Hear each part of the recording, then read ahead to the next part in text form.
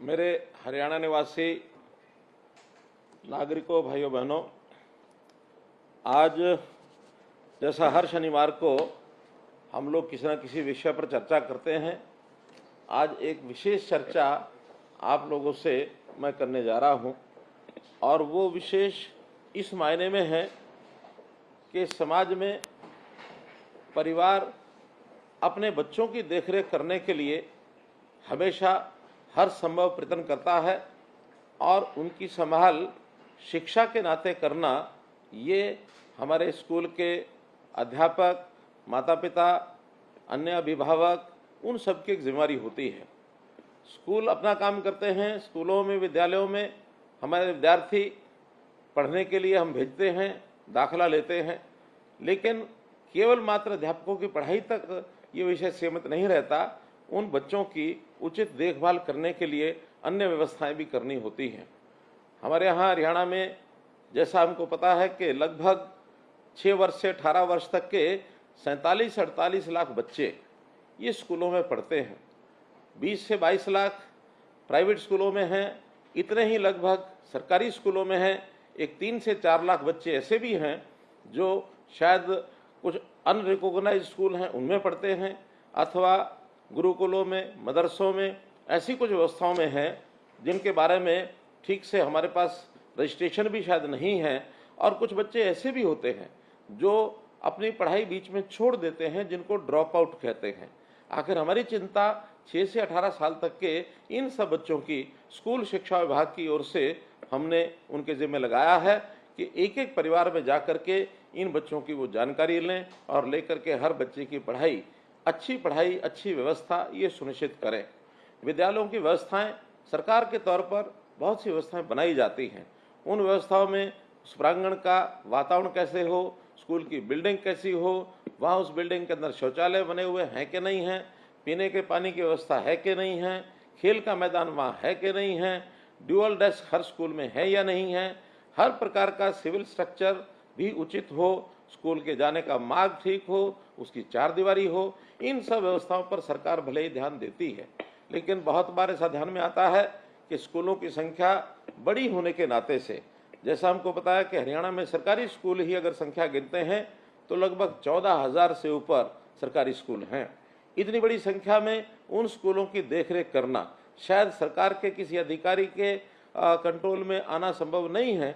तो इनकी देखरेख करने के लिए जो योजना बनाई गई है वो है स्कूल मैनेजमेंट कमिटीज, SMCs। और आज मैं जहाँ तक समझता हूँ, मैं जिन लोगों से बातचीत कर रहा हूँ, आप सब लोग ऐसे स्कूल मैनेजमेंट कमेटी के मेंबर्स, उनको सबको बुलाया गया है ताकि हम अपनी बातचीत इनसे कर सकें और आपसे अलग से कुछ सुझाव भी मिलेंगे तो उस पर भी हम पालन करेंगे। तो इन स्कूल मैनेजमेंट कमेटी में चाहे वहाँ हमारे बच्चों के माता पिता हों, अथवा अध्यापकों का प्रतिनिधित्व करने वाले कुछ अध्यापक हों, या जनप्रतिनिधि, उस गांव का जनप्रतिनिधि भी उसके अंदर हम शामिल करते हैं। ऐसे 10 से लेकर के और 15-16 तक की संख्या इन जो स्कूल मैनेजमेंट कमिटीज़ हैं इसके अंदर रखी जाती है। इसकी नियमित हम लोग बैठकें करते हैं और नियमित बैठकें करने के बाद वहाँ की व्यवस्थाओं की संभाल करने के लिए हमारी अपेक्षा है कि स्कूल मैनेजमेंट कमिटीज़ ये जो हैं प्रमुख रूप से जो काम करने की बात आती है, उन विद्यालयों की सब गतिविधियां उनका वो ध्यान रखें। बच्चों की परीक्षा जब होती है उस समय की संबंधी की जानकारियां वो भी रखें, और अभिभावक जो वहाँ हमारी मैनेजमेंट कमेटी के अतिरिक्त अभिभावक हैं उनको उसकी जानकारी भी दें। सब बच्चों की जानकारियाँ उन अभिभावकों तक कैसे पहुँचे, इनकी व्यवस्था वो लोग करें। और इस नाते से हम लोग ये सुनिश्चित करें कि उन बच्चों की पढ़ाई समुचित चल रही है कि नहीं चल रही है, अध्यापक अपना काम ठीक से कर रहे हैं कि नहीं कर रहे हैं, नियमित तौर पर अध्यापक उपस्थित होते हैं अथवा नहीं होते हैं तो बच्चों की उपस्थिति ली जाती है कि नहीं ली जाती है, बच्चे भी सब उपस्थित विद्यालय में पूरा समय के लिए हों, सभी उनकी जो कक्षाएं हैं उसको वो अटेंड करें। कहीं बीच में बच्चे छोड़ करके कई बार घरों में चले जाते हैं, वो भी ना जाएं। बच्चों का विकास के नाते से जैसे योग आदि की व्यवस्था है वो भी देखनी होती है। खेल में बच्चे कहीं अपना भाग लेते हैं कि नहीं लेते हैं। आखिर बच्चों के मानसिक विकास, बौद्धिक विकास के साथ साथ उनका शारीरिक विकास ये करना भी बहुत आवश्यक होता है। तो इस हिसाब से उन बच्चों को आगे बढ़ने के लिए जो गैर शैक्षणिक कार्य हैं उन कार्यों में भी बच्चों का विकास जो है वो जुड़ा होता है। बच्चों को पाठ्य पुस्तकें दी जाती हैं, डिपार्टमेंट की ओर से जो पाठ्य पुस्तकें निःशुल्क रूप में दी जाती हैं उनको मिली कि नहीं मिली हैं। ऐसे ही बच्चों को हमने जो 10वीं 11वीं 12वीं में मुफ्त में टैबलेट बांटे हैं वो टैबलेट उनको मिले कि नहीं मिले हैं। अधिगम ये जो शिक्षण सामग्री है वो उनको मिली है कि नहीं मिली है। बहुत बच्चों को प्रोत्साहन राशि ये दी जाती है, वो राशि उनको प्राप्त हुई है कि नहीं हुई है। बच्चों की वर्दी वो उनको मिली है कि नहीं मिली है। विद्यालय में पुस्तकालय की व्यवस्था ये है या नहीं है, क्योंकि पुस्तकालय की व्यवस्था होना भी इसलिए अनिवार्य है कि बच्चे अपने सामान्य पढ़ाई के साथ साथ पुस्तकालय में अतिरिक्त ज्ञान के लिए उन पुस्तकों का कई बार उपयोग करते हैं। तो इस प्रकार से ऐसे बहुत से काम हैं जो बच्चों को पढ़ाई के साथ साथ उनकी व्यवस्था देखना, उनको ध्यान रखना, ये हमारा काम है। एक श्रेणी उसमें विकलांग बच्चों की भी आती है। तो विकलांग बच्चे, उनकी एक प्रकार से आने जाने की व्यवस्था, अगर कहीं चढ़ाई है उस स्कूल के कहीं फर्श पर तो उसको ऊपर चढ़ने के लिए वहाँ रैंप बने हैं कि नहीं बने हैं, उन बच्चों के बैठने की अलग से व्यवस्था है कि नहीं है। उनकी पढ़ाई भी कई बार विशेष चैलेंज जो बच्चे होते हैं उसकी पढ़ाई की व्यवस्था भी अलग प्रकार से करनी पड़ती है, वो उनको है कि नहीं है। बच्चों को मिड डे मील दिया जाता है, तो मिड डे मील भी बच्चों में इसका वितरण ठीक होता है कि नहीं होता है। भोजन उसकी क्वालिटी ठीक है या नहीं है, उसकी मात्रा ठीक है कि नहीं है। ठीक उचित मात्रा में जो उस भोजन की उष्णता है, उसका जो गर्म भोजन मिलने का उनको एक प्रबंध है वो होता कि नहीं होता है। कहीं भोजन की क्वालिटी ऐसी खराब न हो कि उनको उस भोजन के लाभ के बजाय उनको कोई हानि हो जाए। तो इस प्रकार से बहुत से ऐसे काम हैं जो हमारे एसएमसीज को ये ध्यान रखने होते हैं। बच्चों की पढ़ाई की गुणवत्ता कैसे बढ़े, हम निरंतर अध्यापकों का प्रशिक्षण ये भी करते हैं, और अध्यापकों के प्रशिक्षण के साथ साथ अब हमने विद्यालयों में एक दूसरे अलग श्रेणी के विद्यालय भी खोलना शुरू किया है। संस्कृति मॉडल स्कूल, संस्कृति model school senior secondary school के लेवल के भी हैं, और अब प्राइमरी सेक्शन भी हमने संस्कृति मॉडल स्कूल के खोले हैं। कुछ अभिभावक ऐसा चाहते हैं कि भले हमको थोड़ा पैसा खर्च करना पड़े, लेकिन हमारे बच्चे सीबीएसई स्कूल में भी पढ़ने के लिए सरकारी व्यवस्था हो, हमने वो भी शुरू की है। इसका भी आप लोगों को निश्चित रूप से लाभ जो है वो मिला होगा। तो मैं इन सब बातों के साथ साथ इतना ही विषय आपके सामने करना चाहता हूं कि इन सब में आप लोगों का अपना योगदान कितना है। अभी जब हमने अनुमान लगवाया कि बच्चों के ड्यूअल डेस्क ये कितनी मात्रा में है, तो पता लगा कि बहुत कम स्कूल में ड्यूअल डेस्क हैं। अगर सरकारी जो प्रक्रिया है उसके माध्यम से ड्यूअल डेस्क हम खरीदते हैं और दिए जाते हैं तो उसमें समय बहुत लगता है, और क्वालिटी भी कई बार तो बहुत सी शंकाएं उसमें हो जाती हैं, कीमत भी ठीक से उसकी पता नहीं लगती है। तो हमने एक निर्णय लिया, बहुत सोच समझ के निर्णय लिया कि हम कुछ खर्च एसएमसीज के हवाले करें, ताकि वो वहाँ पर अपने ड्यूअल डेस्क की व्यवस्था या निर्माण कार्यों में छोटी मोटी आवश्यकता है, कहीं शौचालय की कमी है, कहीं पीने पानी की कमी है, कहीं सड़क का मार्ग ठीक नहीं है, कहीं चारद्वारी ठीक नहीं है, कहीं विद्यालय के सौंदर्यीकरण में कोई आवश्यकता है, कहीं छोटी बड़ी मुरम्मत है, ऐसे सब कामों के लिए एसएमसी को ही हमने अधिकृत किया, और 25 लाख रुपए की राशि हर स्कूल के लिए उसकी एक सीमा भी निर्धारित की कि उस 25 लाख रुपए तक, 25 लाख रुपए फिक्स नहीं है, उसके अंदर अंदर कम करना है। वो कम में होता तो कम में करें, मैक्सिमम 25 लाख रुपए तक आप अपने आप खर्च करने की व्यवस्था कर सकते हैं। उसके लिए आप लोग कोटेशंस लेकर के भी काम कर सकते हैं। निविदा या टेंडर करना बहुत आवश्यक नहीं है, क्योंकि टाइम कंज्यूमिंग जो भी चीज़ होती है, समय जिसमें ज़्यादा लगे, उस काम को करने के बजाय आपके ऊपर पूरा भरोसा किया गया है कि आप उचित दाम पर और अच्छी क्वालिटी इसका काम करवाएंगे, क्योंकि आप एक जिम्मेवार एक नागरिक हैं। आपकी के ऊपर स्कूल की पूरी चिंता है। आप स्कूल की मैनेजमेंट के नाते से, बच्चे आपके हैं, गांव आपका है, शहर आपका है, अध्यापक आप स्वयं हैं, तो ऐसी जिम्मेवारी शायद चंडीगढ़ में बैठा हुआ व्यक्ति महसूस न करे, लेकिन एसएमसी का हर सदस्य अपने विद्यालय के लिए इन कामों की जिम्मेवारी हमसे ज़्यादा समझेगा। इस भाव को ध्यान में रखते हुए हमने आपको पूरी जिम्मेवारी दी है, और अनुभव भी आया है कि जो काम शायद सरकारी व्यवस्था से किया जाता और उस काम को आपके माध्यम से जो करवाया गया है, ऑन एवरेज 5 से 7 लाख रुपए का खर्च कम आया है। अर्थात 25 लाख में 7 लाख का मतलब है 25 से 30% का पैसा बचा भी है। इसके लिए मैं आपका बहुत बहुत धन्यवाद भी करता हूं, आपकी सराहना भी करता हूं।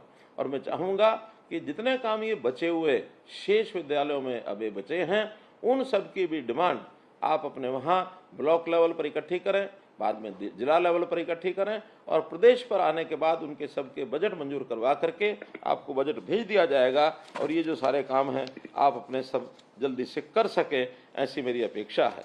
प्रधानमंत्री जी श्री नरेंद्र मोदी जी ने हमारे सामने एक विषय रखा है कि अब देश में नई राष्ट्रीय शिक्षा नीति ये लागू की जा रही है। तो ये नई राष्ट्रीय शिक्षा नीति लागू करने में शिक्षा में भी आमूलचूल परिवर्तन, सुधार ये करने की बात की गई है। देश भर में तो ये नई राष्ट्रीय शिक्षा नीति 2030 तक लागू होनी है, लेकिन हमारे यहाँ हरियाणा के अंदर हम लोगों ने तय किया है कि इस राष्ट्रीय शिक्षा नीति के कुछ पहलू जो बहुत प्रारंभिक पहलू हैं वो हम 2025 तक पूर्ण करेंगे, ताकि इसमें बच्चों का ज्ञान जो आज की आवश्यकता है उसके हिसाब से बढ़े। बच्चों की त्रिभाषी फार्मूला जो हम बच्चों को भाषा सिखाना चाहते हैं वो हम सिखा सकें और बच्चों को शिक्षा के साथ साथ कौशल विकास के काम के नाते भी प्रवीण किया जाए, ताकि कुछ बच्चे स्कूल की पढ़ाई के बाद भी यदि अपना रोजगार करना चाहते हैं, अपने आप को कमाने के लायक खड़ा करना चाहते हैं, वो भी हो सके। तो ऐसे काम में भी आप सब लोगों का हमको योगदान चाहिए। आप ज़रूर इसके अंदर ये जो पॉलिसी है आज के युग की, जिसके अंदर रिफॉर्म, परफॉर्म और ट्रांसफॉर्म ये जो 3 शब्दों के साथ एक दिया जाता है आप लोगों को एक सैद्धांतिक विषय कि आप इसके अंदर लागू करके और 21वीं सदी की जो ज़रूरत है उसके हिसाब से आप इसको लागू कराएंगे, ऐसा मेरा मानना है। मैं ये भी मानता हूँ कि हमको कुछ व्यवस्थाएं नई खड़ी करनी पड़ेंगी ताकि बच्चों की शिक्षा का, बच्चों की उपस्थिति का, बच्चों के अध्यापक पूरी संख्या हुई कि नहीं हुई, जिस स्कूल में बच्चे कम हैं अध्यापक ज़्यादा हैं वहाँ को भी हम ठीक कर सके, जहाँ अध्यापक बच्चे ज़्यादा हैं अध्यापक कम हैं उसको भी हम ठीक कर सके। और हाँ, बहुत स्कूल ऐसे हैं जहाँ बच्चों की संख्या बहुत ही कम है, अर्थात 10 से लेकर 15 तक भी बच्चे नहीं हैं, वहाँ भी अध्यापक कम से कम 2 यदि लगाए जाते हैं तो बड़ी कठिन व्यवस्था पड़ती है। ऐसा एक जिसको कहना चाहिए कि एक समान वितरण जो है अध्यापकों का भी ठीक हो सके, इसके ऊपर पूरा हम ध्यान रखे हुए हैं। बहुत जल्दी एक MIS एक हम प्रोग्राम बनाएंगे जिसके अंदर हर विद्यालय में कितने बच्चे हैं, कितनी उनकी उपस्थिति होगी और कितने वहाँ अध्यापक हैं, कितनी आवश्यकता है, ताकि जल्द से जल्द उनको अध्यापक भेजे जा सकें। अगर स्थायी नियुक्ति हमारे अध्यापकों की नहीं होगी तो हम जो अस्थायी तौर के ऊपर उनकी भर्ती करके भी उनको भेजेंगे। ये काम भी हम बहुत जल्दी करने जा रहे हैं। सॉरी, बच्चे जो ड्रॉप आउट होते हैं उस ड्रॉप आउट बच्चों की चिंता भी हमारे जो विद्यालय हैं वो ज़रूर करें। अगर ड्रॉप आउट के विद्यालयों की चिंता बच्चों की कर ली जाती है तो निश्चित रूप से कोई बच्चा हमारा वो बाहर न रहे, इस स्थिति तक हम आना चाहते हैं। कुल मिलाकर के हमारे बच्चों की शिक्षा अच्छी कैसे हो ये जिम्मेदारी हम सबकी है, चाहे उसमें सरकार है, हमारा शिक्षा विभाग, चाहे अन्य विभाग हैं, या फिर गांव में पंचायत से लेकर के अभिभावक, अध्यापक, सभी ये जो स्कूल मैनेजमेंट कमेटी है, इन सब की चिंता बच्चों की पढ़ाई की चिंता होनी चाहिए। एक बच्चा यदि बचपन उसका संवर जाता है तो निश्चित रूप से आगे वो एक अच्छा नागरिक बनेगा। आज हम जिस युग में जी रहे हैं इस युग में माता पिता और अध्यापक सबकी चिंता बच्चों की पढ़ाई होनी चाहिए। मैं तो कम से कम अपने समय की बात बता सकता हूँ, आज से 50 साल पहले की, तब तो माता पिता को भी पता नहीं होता था कि बच्चे की पढ़ाई में क्या कमी है, क्या उनको ध्यान रखना है, कोई गाइडेंस उस समय मिलती नहीं थी। लेकिन आज बच्चों के माता पिता पढ़े लिखे होने के नाते से अध्यापक भी उसी प्रकार की जिम्मेदारी निभाते हैं। तो सब मिल करके हम अपने बच्चों के प्रति जितनी जागरूकता रखेंगे और जितना उनको आगे बढ़ाएंगे, हमारा जो भविष्य है वो सुंदर बनेगा। हमारे बच्चे अच्छे होंगे, वो निश्चित रूप से हमारे नाम को भी आगे बढ़ाएंगे, आगे चल करके माता पिता के सहारा बनेंगे। तो इस सब बात को ध्यान में रखते हुए हम शिक्षा के ऊपर जितना भी ध्यान रख सकते हैं उतना ध्यान रखें और बच्चों की पढ़ाई के लिए आपके कोई भी सुझाव, कभी भी किसी प्रकार के कोई भी मांग, डिमांड अगर आती है उसको हम पूरा करेंगे। हमने इस बार जिन बच्चों के लिए जो स्कूलों की शिक्षा, जो स्कूलों के लिए प्रावधान आपको बताया है कि 25 लाख रुपया हर विद्यालय के लिए हम जो है रखने के लिए तैयार हैं। 14,000 विद्यालयों के लिए हम लगभग 3,500 करोड़ रुपए का खर्चा हम काफ़ी इसमें किया है। जो बचा हुआ है उसको हम पूरा करेंगे तो इस वर्ष विद्यालय हमारे अच्छे बने। हम विद्यालयों की व्यवस्था को सुधारें, बच्चों की पढ़ाई का तरीका सुधारने के लिए सरकार भी सब काम कर रही है। इसमें हम सफल हो, आगे बढ़ें, यही आपसे निवेदन करते हुए आपका बहुत बहुत धन्यवाद, बहुत बहुत आभार।